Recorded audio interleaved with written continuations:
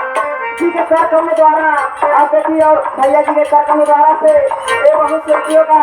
मान सम्मान मिला है। भैया के लाख लाख प्यार दिला और अपनी बात का कामना बा कि हमारे भैया लोग जहाँ राम बन रहे जुड़े रहे बात रहे गंगा जमुना से बढ़िया बड़ा बड़ा रहे ये हमसे जानी गानियाँ बतानी आपको दुकान में इतना बड़ा आपका कुछ खाली ना होला जितना ही भक्त लोग मांगे जितना ही मांगे उतना घर जगह चाहे भैया लोग के कार्यक्रम द्वारा से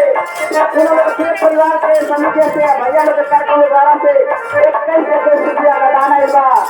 दान के चाहो 21,000 बना दी 22 लाख बना दी काम से ये कहा